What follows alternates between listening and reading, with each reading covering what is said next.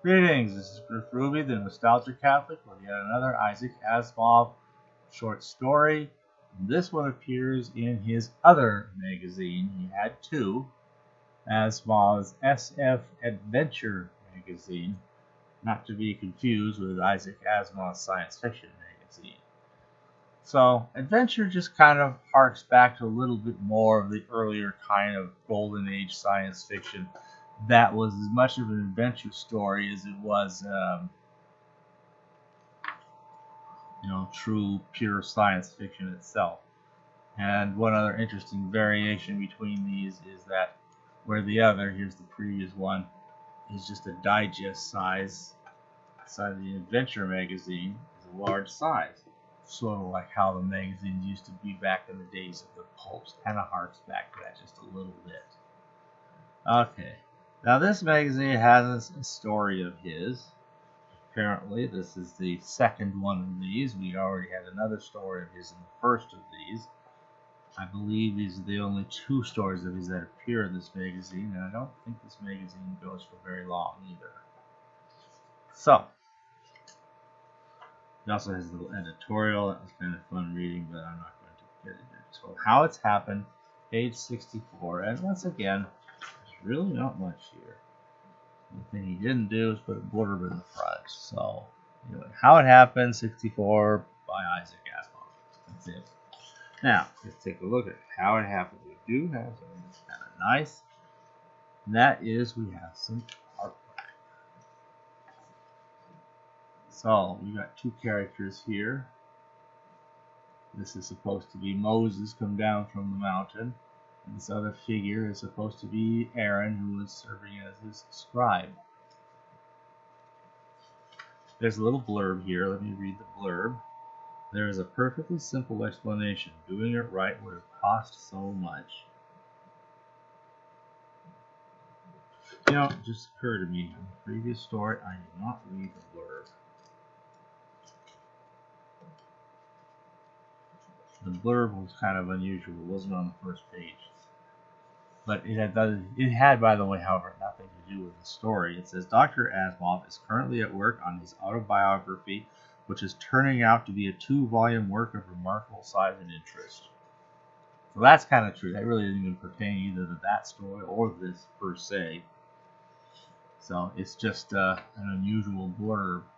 And as we know, his autobiography, the 2 volumes of that are definitely something. They're quite a read. We did look at one of them briefly because an early story that was thought lost was then found, The Weapon, and so it's reprinted in full in the first of the 2 volumes. So, continuing on to how it happened. Well, what happened? Well, the idea is this.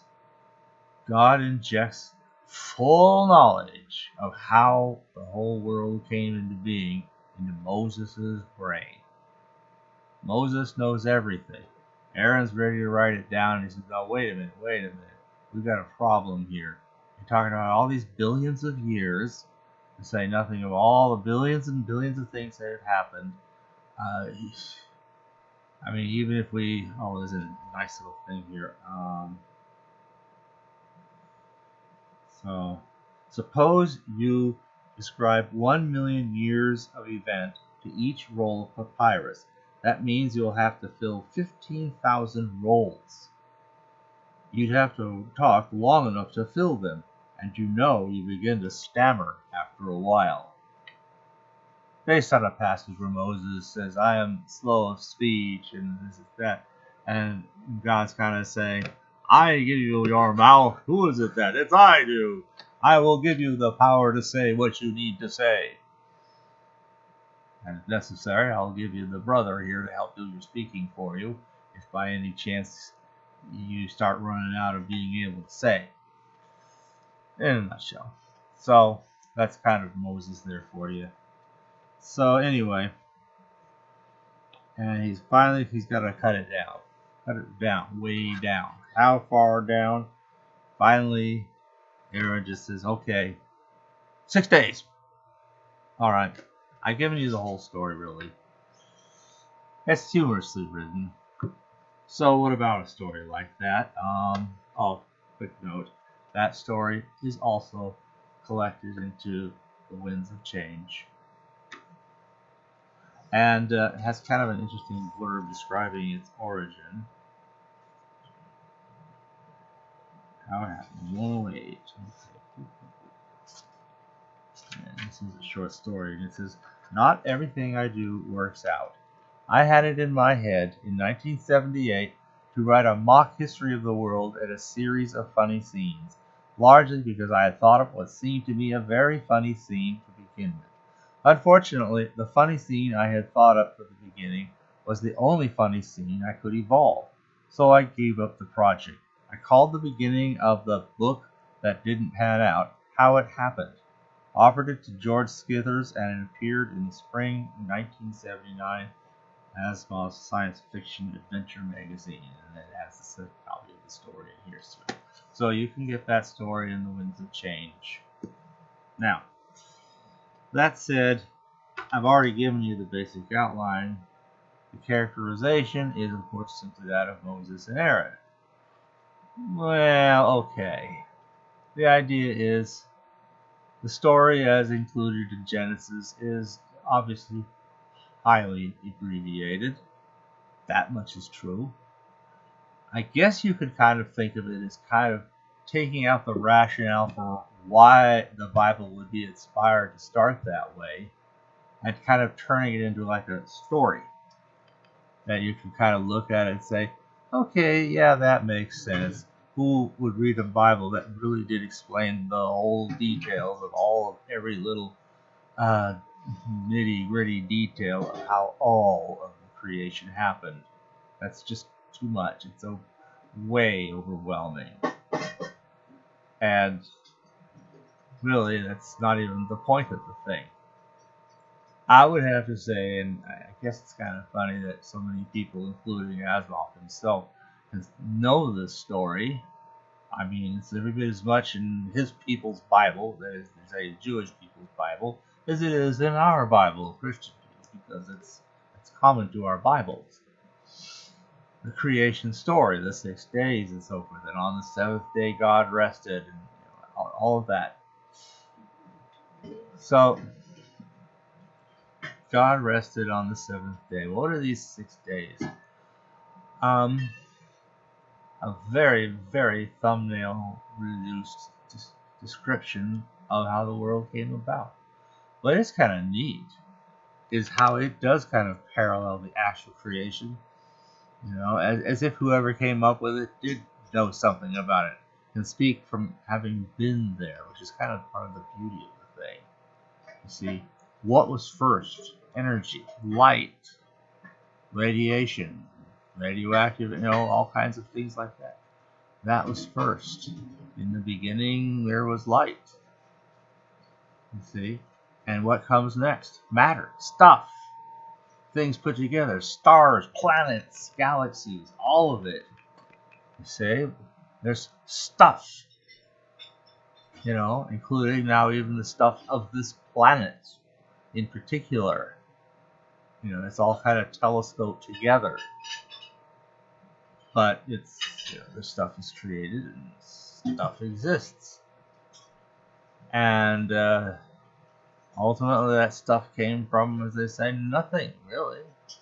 Creation ex nihilo. Well, I'm not quite sure how that is, but it is there. Sort of in the Bible, and sort of in at least some of the prevailing theories today, Big Bang and all that. We'll see how that goes. But be all that as it may, then you have the various kinds of life. Now it does kind of break, the creation account does kind of break into something a little non-sequential chronologically with the third, fourth, and fifth day, because the plant life and the animal life. The plant life is described in one, and then the animal life is described in another a bit later, and another day even in between. So there's kind of these delay, and it's not to imply that the two weren't actually concurrent. It's more like this is a day to talk about plant life. This is the next one, something else, and then the next one, this is animal life and how it came along, how it evolved, starting with the simpler stuff and finally culminating in, well, let's get to the next day, creation of humanity, and so on. So that's how it's reduced down a lot, but it's all still there because the point is trying to convey is not how it all came about. So scientists explore that. It's interesting. They're finding a lot of cool stuff, and that's fine. It's about who is responsible for the fact that it all happened, that it all exists. That is the point of the whole creation story. It's not so much how. There's just barely enough of how to kind of tell us and indicate to us that this was obviously come up with by somebody who was there as it was going on, somebody who made it happen actually, and not just something somebody dreamed up. I mean, a lot of various ancient cultures have their creation stories, and most of them are kind of weird and bizarre and creative. And this one, I know some have found some parallels between this and some other creation stories, and I think the Upanishads or some such Hindu myth, but the correlations are extremely poor, and it's hard to say which one really came first. Probably the one was a parody of the other, more likely, because you look at the Bible, it's scientific almost. It's almost neutral. So it's a rather interesting portrayal of events, and yeah, you can see what kind of book it would have led to if he'd had more ideas. He didn't, so he just took that scene and ran with it. Anyway, it's a very short story. It's longer to talk about it than to just read it. But thanks for listening.